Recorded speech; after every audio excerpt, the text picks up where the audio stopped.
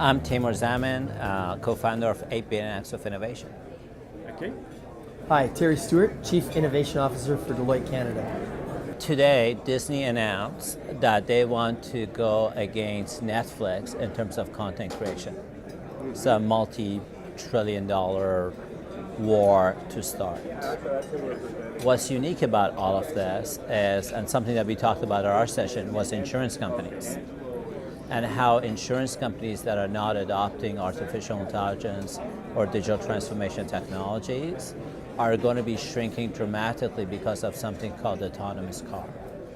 Tesla, BMW, and many others have now introduced autonomous cars with insurance as lifetime insurance as part of the purchase of the car. So now link that to every other major company and think about the digital disruption that's going to be happening there. And that was some of the things that we talked about today.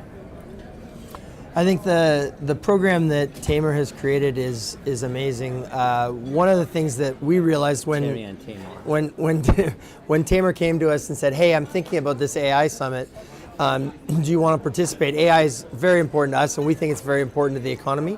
What we tried to do at the summit is actually demystify artificial intelligence. So what does it mean? What are the kinds of capabilities? What's real? But also get underneath the covers with what are some of the challenges that people are having.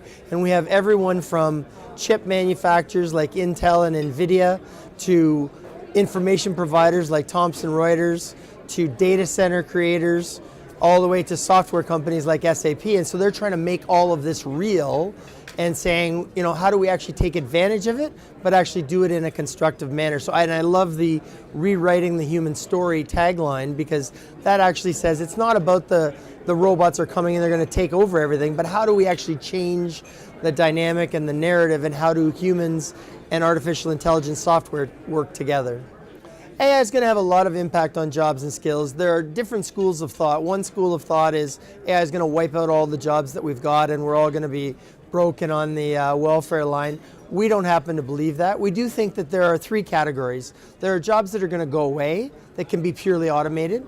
There are jobs that can be retooled and readjusted and the human story rewritten. So how do humans work more collaboratively with AI? And there are going to be brand new jobs that we haven't even envisioned before. So if you think about autonomous vehicle designer, so if I'm designing a living room on wheels, that's a very different job than I'm an automotive designer, as an example. So all three of those categories are going to happen. When we think about the previous industrial revolutions, the three previous industrial revolutions, in every instance they said, wow, we're going from an agrarian society to an industrial society, all the jobs are going to go away. We're going to go from a horse-drawn carriage world to an automotive world, all the jobs are going to go away. We're going to go from an industrial world to a computer-based world, all the jobs are going to go away. The reality is it didn't happen that way. There were dips, and our society actually figured out, okay, here's new jobs that get created, here's how we change and transform some people. So we're actually much more optimistic around that. But as a society, we do need to be evaluating, and as individuals and companies, we need to be evaluating the jobs and figuring out how do we change it for success for the future. So one of the biggest questions I get is that how will this impact jobs? What I see for myself is AI will do what AI is best at, and humans will do what humans are best at. So what does that mean? So anything that is time consuming on my end that a computer can do, it will do. Now if I don't like drama, like human drama, guess what? That means that humans will do a lot more drama, because that's what humans do. And guess what? There's an AI solution to help me calm down with that. But that's what I see. We can solve your wellness problem with AI as well. Yeah, there you go.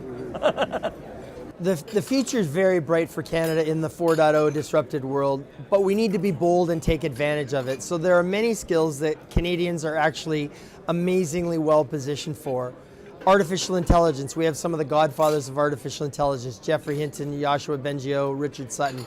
Amazing opportunity for us, and a lot of new startup companies that we need to go after. Cybersecurity is a major area where the world is looking for trusted parties to drive cybersecurity, but it's not a competitive landscape that's standing still. Israel, the US, the UK, other countries are actually trying to go after cyber as well. Blockchain, one of the founders of blockchain, Vitalik Buterin, is from Toronto. So there's all kinds of stuff we can do in blockchain areas.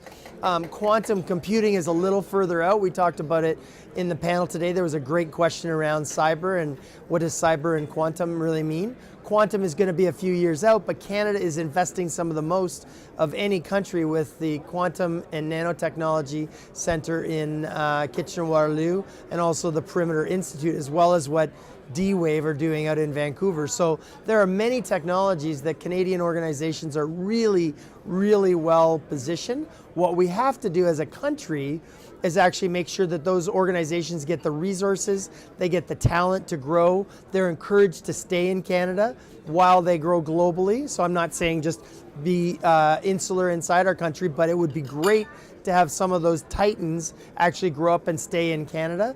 And so I think there's fabulous opportunities, but we need to be bold and more courageous as leaders in our country, both at the public sector and the policy level, as well as at the organizational level.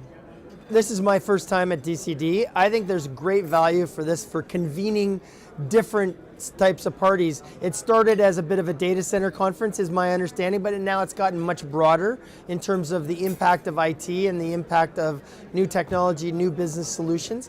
This year's focus around digital transformation is very important, overused words, but how do you bring people that are technologists by trade together to actually talk about some of the real business issues and how do we tackle those? That kind of dialogue. There are a lot of conferences focused purely on the technology or purely on the policy issues. This is trying to actually merge those discussions and actually bring a much richer type of dialogue from a diverse multi-industry set of individuals, and I think that's very healthy and important for our future. I've been a speaker at DCD's events, in your New York event and so on, and one of the things I love about DCD is how it takes data center folks, connects them to facility folks, like how often do these people talk to each other, like that, and then it adds other layers like the cloud. The fact that we're invited as a strategic partner to talk about artificial intelligence that sits on top of the data center shows to me the leadership direction DCD is taking to think about digital transformation, and it's not just about the data center anymore. I think so the best book that I can speak about this is a book called Bold by Peter Diamandis, that every company is a technology company. And it's like, if I'm a bank, I just happen to be a technology company that's in financial institutions, as an example. If I'm a data center conference company, I'm a technology company that's in lead generation, as an example.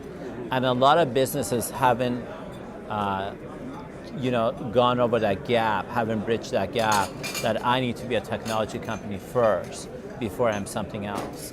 And the ones who don't bridge that gap, in my opinion, will be eliminated really quickly, really fast. Just it takes one of their competitors to use, let's say, AI in their supply chain or customer acquisition, just do one thing so much more better that would just disrupt them. And that's how business models are changing.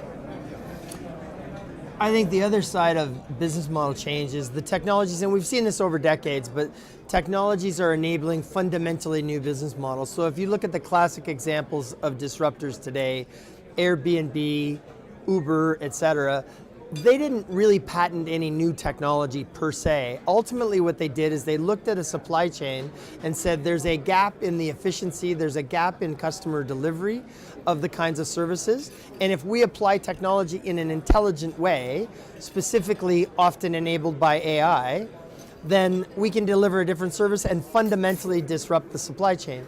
So we're seeing that across a wide variety of industries, whether it's in financial services, whether it's in retail, whether it's in other organizations, where they're saying there's a different way of delivering and challenging the norm, and the technology is democratizing that. So it's enabling startups and new players to fundamentally enter major businesses.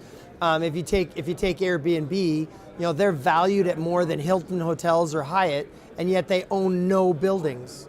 So they have zero assets. If they want to go into a country, it's about buying a sales and marketing organization to get people to actually be aware of their capabilities. So, but they're leveraging technology to connect the buyer and the seller, in this instance, the person that has the home with the person that wants to rent someplace in Tuscany. So, very different business models. And I think what we're seeing is people challenging the norm, and we're going to see that across many, many industries.